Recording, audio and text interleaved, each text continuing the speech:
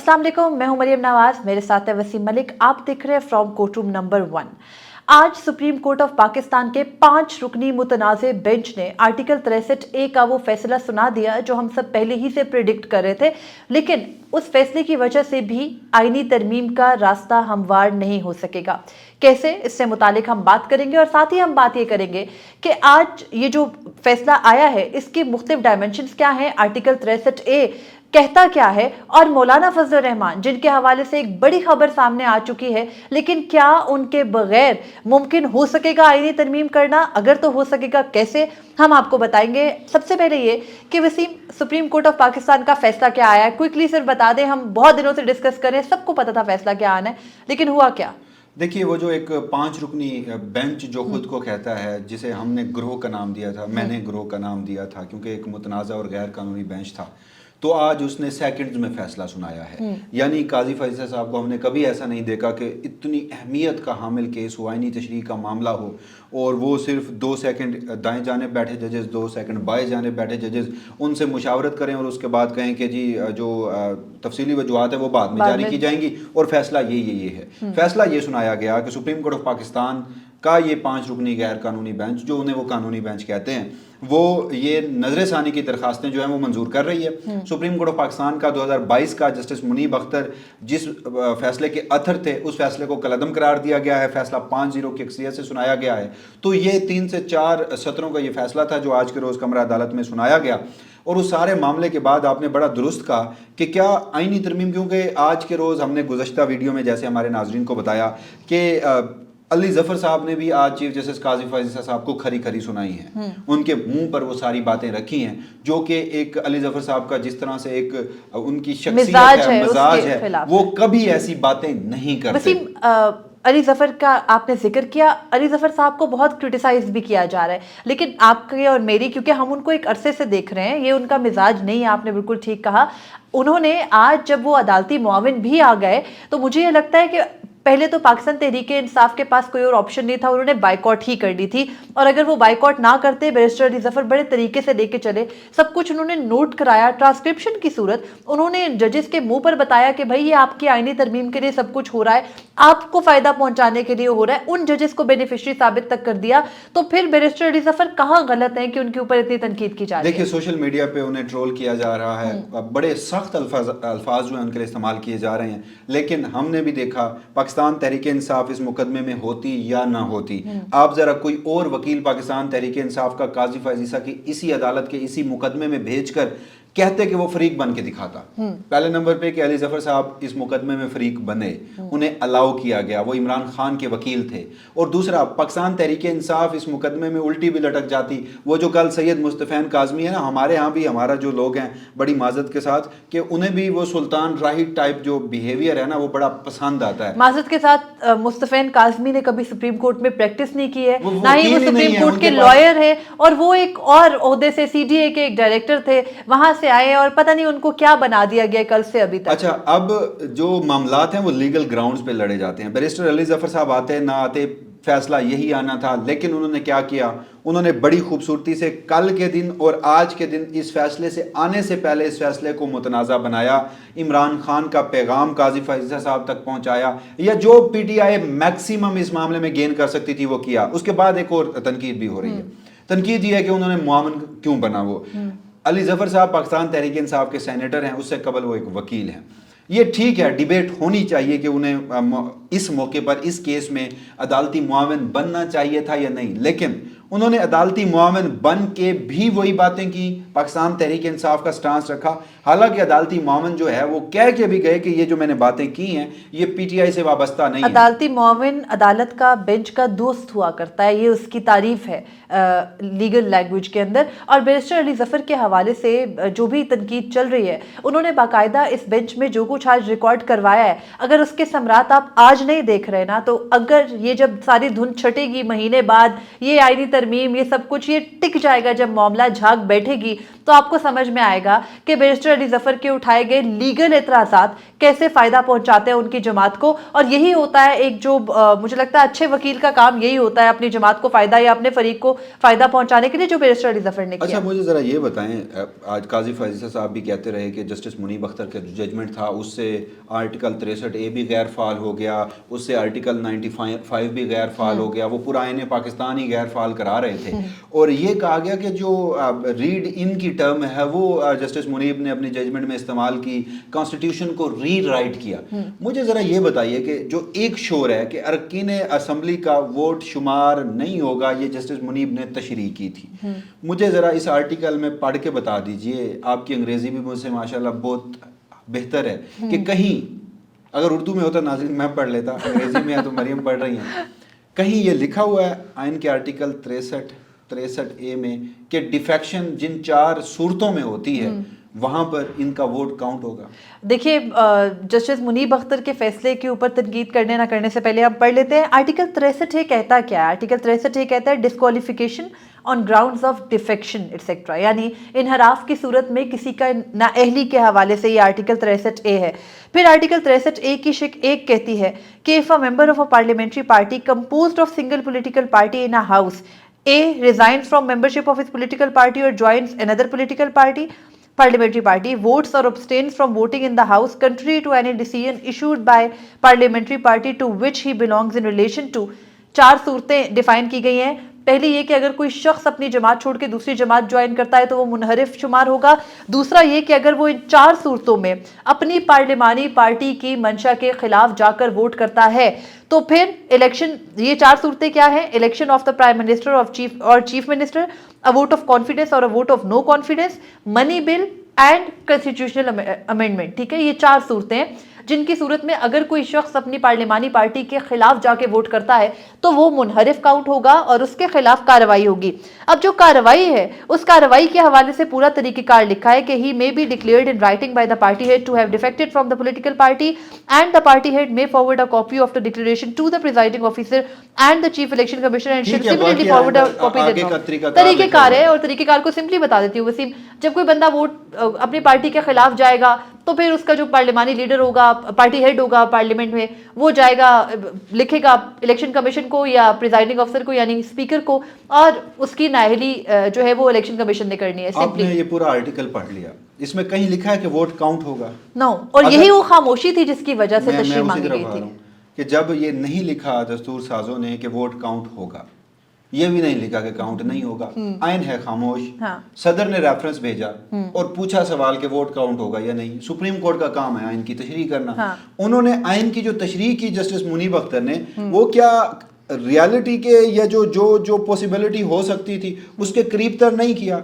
कि जस्टिस मुनीब अख्तर की जजमेंट का लुब्बे लबाब इतना है कि जहां ये पूरा आईन पाकिस्तान का आर्टिकल खामोश है वोट काउंट और ना काउंट होने के वाले से, वहीं डिफेक्ट करने वाले मेंबर को कंसिक्वेंसेस का सामना करवाता है ये आर्टिकल, यानी नतायज भुगतने पड़ते हैं डिफेक्शन के नतीजे में। मुझे प्लीज थोड़ा सा मुकम्मल करने दीजिएगा कि अगर वो नतायज भुगतता है तो हमारे यहाँ एक कॉमन लॉ है ना, एक कॉमन सेंस है कि कानून बनता है, कानून के ऊपर अगर आप कोई जुर्म करते हैं तो आपको सजा दी जाती है। बिल्कुल, उस सजा देने का मकसद ये होता है कि जुर्म ना हो। आपकी बात का जवाब है तो जुर्म ना हो। तो यानी अगर आइन साजों ने इसमें नाअहली या डिफेक्शन या सजा का तयन कर दिया और पीछे आइन खामोश है, जस्टिस मुनीब अख्तर ने यह तशरीह कर दी कि चूंकि यहाँ सजा का तयन है लिहाजा वोट जो है वो शुमार नहीं होगा। ये कहाँ से री राइटिंग है आइन की? देखिए, री राइटिंग हम पहले ही कह चुके हैं। जब हमने सबसे पहले इस बारे में बात करना शुरू की थी तो हम यही बात कर रहे थे कि राइटिंग ही नहीं है, एक चीज़ लिखी ही नहीं है आइन के अंदर, तो री राइटिंग आ सही। खैर, अब इसमें जस्टिस मुनीब अख्तर ने जो ये कहा कि वोट काउंट नहीं होगा, डिसरिगार्डेड होगा वोट, और ये भी लिखा कि अगर कोई शख्स वोट नहीं कर पाता, उस वक्त जो सूरत हाल थी वो ये थी जब साल 2022 में आया कि बहुत से अरकान को सिंध हाउस में रोक लिया गया था, तो उनके उस अगवा की सूरत उन्होंने उस वक्त की सिचुएशन, वसीम ये मानिए कि उस वक्त भी सियासी नोयत का ये मुकदमा था। मैं आपको बताता हूँ, ये जो फैसला था, ये जो फैसला आया, ये जो रेफरेंस था सिंध हाउस वाले मामले पे, उसका कोई असर नहीं था। اور یہ جو 9 وسیم اپریل اس وقت سیپریٹلی یہ بات ججز کے سامنے آرگیو کی میں گئی آپ کو تھی. ریکویسٹ کر رہا ہوں کہ جب سندھ ہاؤس والا معاملہ ہوا تو وہ جو 20-22 لوگ منحرف ہوئے تھے انہوں نے یہاں ووٹ آف نو کانفیڈنس میں ووٹ بھی نہیں کیا تھا. یہ معاملہ جا کے پاکستان تحریک انصاف کے اوپر یہ الزام لگتا ہے یا عدالت کے اوپر یہ الزام لگتا ہے کہ انہوں نے پاکستان تحریک انصاف کی سہولت کاری کی, تو کیا مارچ میں پاکستان تحریک انصاف کو یا ججز کے خواب میں تھا کہ جولائی میں جا کر پنجاب میں حمزہ شہباز جو ہیں وہ ان ووٹوں سے, اس وقت تحریک عدم اعتماد پیش ہو چکی تھی سینٹر میں, پنجاب کے معاملات بعد میں تھے, اس کا ایک فائدہ پنجاب میں تو ہوا, مرکز میں نہیں ہوا. تو یہ جو ایک آرگومنٹ دیا جاتا ہے نا کہ وہ مجھے انتہائی نان سینس قسم کا لگتا ہے کہ پی ٹی آئی کو فائدہ دیا گیا اور پی ٹی آئی نے فائدہ لینے کے لیے صدارتی آرڈیننس دیا گیا. اس وقت کے فیکٹس کو ہم بالکل بھی ڈس ریگارڈ نہیں کر سکتے. اس وقت کے 6 ماہ کو آپ کھول کے پڑھ لیجئے, میں نہیں آپ کی اس رائے سے بالکل بھی ایگری کرتی. خیر, آج کی سماعت کے دوران جو آرٹیکل 95 کے بارے میں بار بار چیف جسٹس قاضی فریسہ کہتے ہیں آرٹیکل 95 کی خلاف ورزی ہو گئی, ووٹ کاؤنٹ نہیں ہوگا, ایک بہت بڑی غلطی وسیم جس کو آپ گروہ کہتے ہیں اس کی یہ بھی ہے کہ وہ اس پورے کیس کو تحریک عدم اعتماد یا اعتماد کے ووٹ کی صورت میں دیکھتے رہے. انہوں نے اس چیز کی طرف جانے کی زحمت ہی نہیں کی, جو کہ ان کی بدنیتی ہی آپ کہیے کہ یہ پورے کا پورا جو معاملہ, جو پورا سٹیج تیار کیا جا رہا ہے یہ آئینی ترمیم کے لیے. ظاہر ہے جب دل میں کھوٹ ہو انسان ایگزیکٹلی اس طرف نہیں جاتا. اس میں سادہ سی بات ہے جو پہلے دن سے میں کہہ رہا ہوں کہ غیر قانونی بینچ نے, متنازع بینچ نے بیٹھ کے آئینی مقدمے کی تشریح کر دی اور اس کے نتیجے میں آئینی ترامیم یہ لوگ کرنا چاہتے ہیں, پہلی بات. دوسری, آج کے روز فاروق اسنائک صاحب نے کہا, کل بھی کہا کہ فلور کراسنگ سے کیا ہوتا ہے, جمہوریت مضبوط ہوتی ہے. تو اب ممکنہ طور پر قاضی فریسہ صاحب بھی کہیں اپنی ججمنٹ میں یہ نہ لکھ دیں کہ فلور کراسنگ سے اور آئینی عدالت کے قیام سے اور آئینی ترامیم سے جمہوریت مضبوط ہوتی ہے, کیونکہ آج کے روز فلور کراسنگ, ضمیر کی خرید و فروخت, لوٹا کریسی, ڈیفیکشن, اس کا راستہ کھولا ہے سپریم کورٹ نے, اس کی اجازت دی ہے سپریم کورٹ نے. ورنہ تو انہوں نے کر دیا. اپنی بات مکمل کر دیجیے اگر آپ کی اجازت ہو تو. میں یہ کہہ رہا ہوں کہ ہم گزشتہ 75 سال کی 77 سال کی اپنی عدالتی اور سیاسی تاریخ دیکھیں, یہاں لوگ 2 صورتوں میں منحرف ہوتے ہیں. یا تو وہ اپنی ول سے ہوتے ہیں, اس ول کے نتیجے میں وہ پیسے لیتے ہیں, اور یہ باتیں آن ریکارڈ ہیں, ویڈیوز کی صورت میں ایسا ہے. اور دوسرا, یا پھر وہ اس سے کوئی فوائد لیتے ہیں کسی بھی قسم کے اختیارات کے حوالے سے. دوسرا ہوتا ہے آپ کی ملک کی جو فوجی اسٹیبلشمنٹ ہے وہ زبردستی لوگوں کو منحرف کرتی ہے اور کسی کو ڈرا دھمکا کر اور کسی کے گھر کی خواتین کو اٹھا کر آئینی ترامیم کروائی جاتی ہیں, ڈیفیکشن کروائی جاتی ہے. یہ ماضی کی بات نہیں ہے. تو ایسے ملک میں جہاں فلور کراسنگ کو روک دیا گیا تھا عدالت کی جانب سے, تو آج اس 5 رکنی گروہ نے دوبارہ اسٹیبلشمنٹ کو ملکی سیاست میں مداخلت کا ایک اور راستہ کھول کر ضمیر فروشی کا جو راستہ ہے وہ کھول دیا ہے. کوئکلی, مولانا فضل الرحمان, آپ نے بھی جب کہا نا کہ مولانا فضل الرحمان, ہم ایک اور فیکٹس بتا دیتے ہیں ناظرین کو. ناظرین, اب اگر آئینی ترامیم ہم آپ کو بتا رہے ہیں, کنٹینیوسلی بتا رہے ہیں کہ ایک بڑی ہی ہارڈ کور قسم کی, ایک بڑی ہی شدید اور زبردست قسم کی کوشش تو ہونی ہے. اب سوال یہ ہے, پہلے اطلاعات یہ تھی کہ وہ جو کوشش ہے وہ اس ایس سی او کانفرنس سے پہلے ہونی ہے. اب میرے پاس جو اطلاعات ہیں وہ یہ ہیں کہ ممکنہ طور پر یہ اب ایس سی او کانفرنس کے بعد ہو سکتی ہے. تو یہ تو وہی مطالبہ ہے جو اب سے کچھ دیر پہلے مولانا کر رہے تھے. اور پاکستان تحریک انصاف کا احتجاج اور باقی صورتوں میں کنفرم نہیں ہے, لیکن اطلاعات اس حوالے سے آ رہی ہیں. پہلے اطلاع یہ تھی کہ 8 اکتوبر سے پہلے کی جائے گی. اب ہوگا کیا؟ آئینی ترامیم میں مولانا فضل الرحمان نے آج جو کچھ کہا وہ تو ہم بتاتے ہیں. اگر مولانا ملتے ہیں حکومت کے ساتھ تو ان کے لیے تھوڑا سا آسان ہو جاتا ہے آئینی ترامیم کرنا. مولانا نہیں ملتے تو آپ کو حضور 12 ایم این ایس چاہیے, 6 چاہیے سینیٹرز جنہوں نے فلور کراسنگ کرنی ہے. اور اتنے بڑے پیمانے پر یہ فلور کراسنگ میں ابھی تک موجودہ لمحے میں یہ سمجھ رہا ہوں کہ اگر مولانا نہیں ملیں گے تو یہ آئینی ترمیم ہوتی میں نہیں دیکھ رہا. پہلی بات. اب آج کے روز مولانا نے بھی وہی بات کر دی ہے. مولانا فضل الرحمان نے جناب آج پریس کانفرنس کی, اس کے چیدہ نکات میں آپ کے سامنے رکھ دیتا ہوں. انہوں نے کہا کہ ہماری نظر میں یہ حکومت جو ہے وہ عوام کی حقیقی نمائندہ نہیں. حکومت کو کہتا ہوں کہ یہ ایس سی او کانفرنس کے لیے آئینی ترمیمی بل مؤخر کرے. اپوزیشن کو بھی کہتا ہوں کہ وہ اس کانفرنس کے لیے اپنے احتجاج کو مؤخر کریں. پھر انہوں نے کہا کہ حیرت ہے اس بات پر کہ آئینی ترمیم میں اتنی عجلت کیوں ہو رہی ہے. ہمیں کہا گیا کہ اتوار کے دن آئینی ترمیم میں ووٹ دینا ہوگا ورنہ سوموار کو کوئی آسمان سر پہ گر جائے گا. مگر یہاں پر تو ایک چھوٹا سا ستارہ بھی نہیں گرا سوموار کے روز. پچھلی ترمیم کی خبر اس میں یہ ہے کہ مولانا فضل الرحمان سے ایک بڑی حکومتی متحرک شخصیت جو بڑی ملاقاتیں کرتی رہی وہ پہنچی مولانا کے پاس اور مولانا فضل الرحمان جب نہیں مانے تو اس نے اپنا موبائل فون نکالا, اس میں کسی بڑے عہدیدار کا نمبر ملا, سب سے بڑے عہدیدار کا, سب سے طاقتور عہدیدار کا, اور کال کروائی گئی, بات کروائی گئی, اور آگے سے ایک ہی دھمکی ہوتی ہے ہمیں مارشل لاء لگا دیں گے, سیاستدانوں کو بھی اور عدلیہ کو بھی, ججوں کو بھی, وکلا کو بھی, سول سوسائٹی کو, سب کو. تو آج مولانا نے اسی طرف اشارہ کیا. پھر آگے انہوں نے کہا کہ موجودہ وقت میں یہ بل پاس ہونے والا نہیں ہے, ہم کسی قیمت پر حکومت کا ساتھ نہیں دیں گے. 18ویں ترمیم ہم نے 9 مہینے کی محنت سے کی, آج کہا جا رہا ہے کہ 24 گھنٹوں میں ترمیم کر دو. پھر انہوں نے کہا کہ خیبر پختونخوا اور بلوچستان میں حکومت کی رٹ عملاً ختم ہو چکی ہے, مگر قوانین موجود ہیں. اب اگر ان قوانین پر عمل درآمد ہو تو رٹ بحال ہو سکتی ہے, لیکن یہاں پر تو ملٹری کورٹس کی بھی باتیں ہو رہی ہیں. اصلاحات کے نام پر عدلیہ میں ترامیم بھی کرنے کی کوشش کی جا رہی ہے, جو کہ ہمارا بھی مطالبہ ہے کہ عدلیہ میں اصلاحات ہونی چاہیے. لیکن انہوں نے پھر آگے ایک اور بات کی جو میں یہ سمجھتا ہوں کہ مولانا فضل الرحمان نے آج اسٹیبلشمنٹ کے اور وفاقی حکومت کے کان ایک مرتبہ پھر کھڑے کر دیے. انہوں نے کہا کہ آج کے روز عدالت سے ایک فیصلہ آیا, ہم اسے قبول کرتے ہیں, مگر اس سے میچ فکسنگ نہیں ہونی چاہیے, اس سے سیلز پرچیز کا کام شروع نہیں ہونا چاہیے. پھر انہوں نے کہا کہ ہمیں عدالت کا احترام ہے, ہم ملک کی روایات کو مد نظر رکھ کر یہ سوچنے پر مجبور ہوتے ہیں کہ حکومتیں اس فیصلے کا, یعنی جو مولانا فضل الرحمان کہہ رہے ہیں کہ 63A کا ناجائز اور غلط فیصلہ اٹھاتی رہی ہیں, فائدہ اٹھاتی رہی ہیں, فائدہ. اور پھر انہوں نے یہ بھی کہا کہ اگر اس طرح سیل پرچیز کا کام ہوا تو اس پہ ہم بعد میں دیکھیں گے کہ رد عمل کیا دیں گے, لیکن ہم انہیں سپورٹ نہیں کریں گے.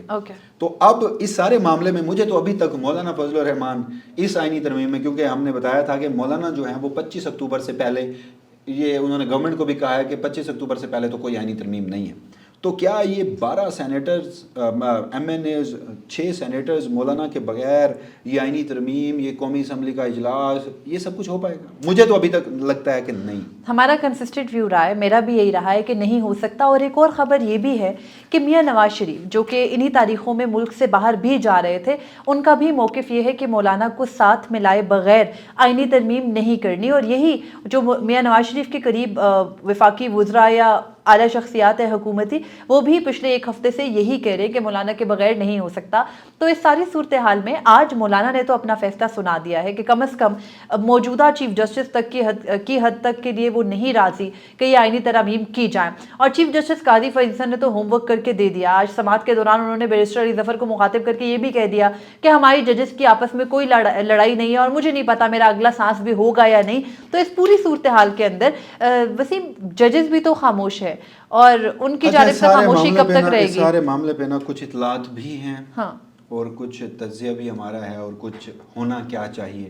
تو میں یہ کہتا ہوں کہ اس مقدمے کو بھی زیر التوا رکھ لیں, کوشش کریں گے کہ اس کو جلد سے جلد نپٹایا جا سکے. ابھی یہ سٹوری ڈیولپ ہو رہی ہے کہ آخر ججز سوچ کیا رہے ہیں, اور پھر ہم اس کے جب ہمیں بالکل کنفرم ہو جائے گی بات تو ہم آپ کے سامنے رکھیں گے کہ آخر اب تک خاموشی کیوں ہے. ابھی تک کے لیے اتنا ہی تھا. آج کی اہم ڈیولپمنٹس ہم نے آپ کے سامنے رکھی. مجھے اور وسیم ملک کو اجازت دیجیے, اپنا فیڈ بیک ضرور دیجیے. اللہ حافظ.